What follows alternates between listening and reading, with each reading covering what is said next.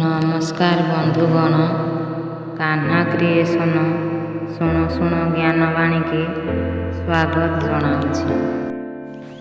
ବନ୍ଧୁଗଣ, ଅନେକ ଲୋକ ସକାଳକୁ ଛାଡ଼ି ଅପରାହ୍ନରେ ପୂଜାପାଠ କରିଥାନ୍ତି, ଯାହାକୁ ଶାସ୍ତ୍ରରେ ଘୋର ପାପ କୁହାଯାଏ।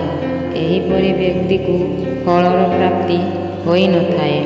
ଶାସ୍ତ୍ର ଅନୁସାରେ ସକାଳ ସମୟରେ ଦୈବୀୟ ଶକ୍ତି ସବୁଠୁ ଅଧିକ ସକ୍ରିୟ ରହିଥାନ୍ତି, କିନ୍ତୁ ଅପରାହ୍ନରେ ଖରାପ ଶକ୍ତିଙ୍କ ବାସ ହୋଇଥାଏ। ଏମିତିରେ ଯଦି ଆମେ ଅପରାହ୍ନରେ ପୂଜାପାଠ କରୁ, ତେବେ ସେହି ପୂଜାପାଠ ପ୍ରେତାତ୍ମାକୁ ଯାଇଥାଏ। ସେଥିପାଇଁ ଆମକୁ କିଛି ଫଳ ମିଳେ ନାହିଁ।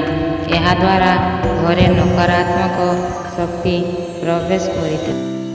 ଏହାଦ୍ୱାରା ମହାଲକ୍ଷ୍ମୀ ଘର ଛାଡ଼ି ଚାଲିଯାଆନ୍ତି। ପୂଜାପାଠ ଅପରାହ୍ନରେ ସେତେବେଳେ ହୋଇଥାଏ, ଯେତେବେଳେ ଶୁଭ ବେଳା ଥାଏ। ତେବେ ଆସନ୍ତୁ ଜାଣିବା, ଅପରାହ୍ନରେ କେଉଁ କେଉଁ କାର୍ଯ୍ୟ କରିବା ଉଚିତ ନୁହେଁ, ଯାହାକୁ ଶାସ୍ତ୍ରରେ ମନା କରାଯାଇଛି। ବନ୍ଧୁଗଣ, ଅପରାହ୍ନ ସମୟରେ ପୋଛା ଲଗାନ୍ତୁ ନାହିଁ। କୁହାଯାଏ, ଏହି ସମୟରେ ପୋଛା ଲଗାଇବା ଦ୍ୱାରା ମା ଲକ୍ଷ୍ମୀ କ୍ରୋଧିତ ହୋଇଯାଆନ୍ତି। କୁହାଯାଏ, ସକାଳ ସମୟରେ ଦୈବିକ ଶକ୍ତି ଅଧିକ ସଞ୍ଚାର ହୋଇଥାନ୍ତି, କିନ୍ତୁ ଯଦି ତୁମେ ଏହି ସମୟ ଛାଡ଼ି ଅପରାହ୍ନରେ ସଫେଇ କରିବ, ତେବେ ଆପଣଙ୍କୁ କୌଣସି ଫଳ ମିଳିବ ନାହିଁ। ନମ୍ବର 2, ବନ୍ଧୁଗଣ, ଭଗବାନ କୃଷ୍ଣ କହିଛନ୍ତି କି ଅପରାହ୍ନରେ ସ୍ନାନ କରିବାଠୁ ଭଲ ସକାଳ ସମୟରେ ସ୍ନାନ କରିବା।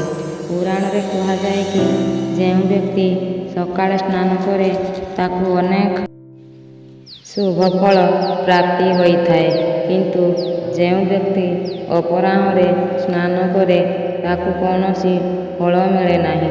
ଅପରାହ୍ନ ସମୟରେ କୌଣସି ନିଛାଟିଆ ସ୍ନାନକୁ ଯିବା ଉଚିତ ନୁହେଁ, କାରଣ ଏହି ସମୟରେ ଦୁନିଆରେ ସବୁଠାରୁ ଅଧିକ ନକାରାତ୍ମକ ଶକ୍ତି ବାସ କରିଥାନ୍ତି। କବର ସ୍ନାନ, ଶ୍ମଶାନ କିମ୍ବା କୌଣସି ଏକୁଟିଆ ସ୍ଥାନକୁ ଯିବା ଉଚିତ ନୁହେଁ। ଏହାଦ୍ୱାରା ଆପଣ ନକାରାତ୍ମକ ଉର୍ଜାର ଶିକାର ହୋଇପାରନ୍ତି। ଶାସ୍ତ୍ର ଅନୁସାରେ ଗର୍ଭବତୀ ମହିଳାଙ୍କୁ ଅପରାହ୍ନ ଖରାରେ କୁଆଡ଼େ ଯିବା କିମ୍ବା ସୂର୍ଯ୍ୟଙ୍କୁ ଚାହିଁବା ଉଚିତ ନୁହେଁ। ଏହିପରି କରିବା ଦ୍ୱାରା ଅଶୁଭ ହୋଇଥାଏ ବୋଲି ଶାସ୍ତ୍ରରେ କୁହାଯାଇଛି।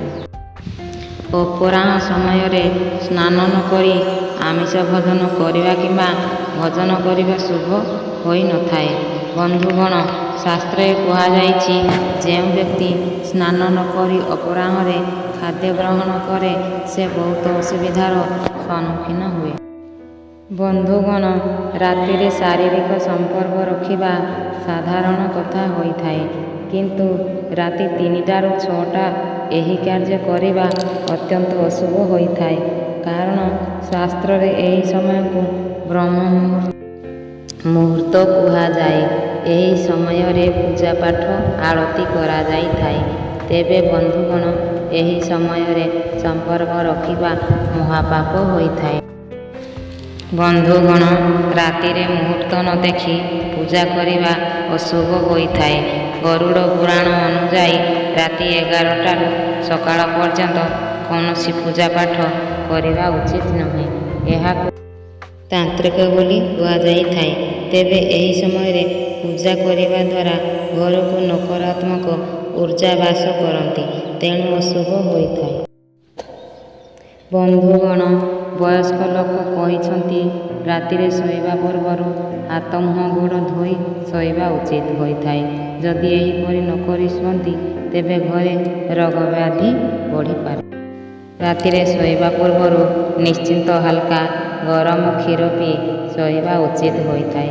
ଏହାଦ୍ୱାରା ଆମ ଶରୀରକୁ ଜରୁରୀ ପୋଷକ ତତ୍ତ୍ୱ ମିଳିଥାଏ ଏବଂ ସକାଳୁ ଉଠି କାର୍ଯ୍ୟ କରିବା ପାଇଁ ଆବଶ୍ୟକ ଶକ୍ତି ମିଳିଥାଏ। ତେଣୁ ରାତିରେ ଶୋଇବାର ଅଧା ଘଣ୍ଟା ପୂର୍ବରୁ କ୍ଷୀର ନିଶ୍ଚିତ ପିଇକି ଶୁଅନ୍ତୁ।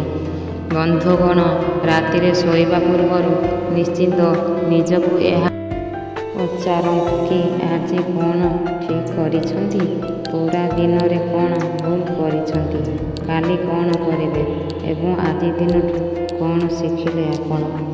ଏହା କହିବା ଦ୍ୱାରା ଆପଣ ନିଜକୁ ଆହୁରି ମଜବୁତ କରିଥାନ୍ତି ଏବଂ ଲୋକଙ୍କ ପାଇଁ ଭଲ ମଣିଷଟିଏ ହୋଇଥାନ୍ତି। ବୈଜ୍ଞାନିକମାନେ କହିଛନ୍ତି ରାତିରେ ନଳରୁ ପଡ଼ୁଥିବା ପାଣି ଆମ୍ବ ଅଇଁଠା ବାସନ ସକାଳ ଯାଏ ସେମିତି ରଖିବା ଉଚିତ ନୁହେଁ। ଏହାଦ୍ୱାରା ରୋଗ ହୋଇଥାଏ ଏବଂ ପରିବାର ବହୁତ କଷ୍ଟ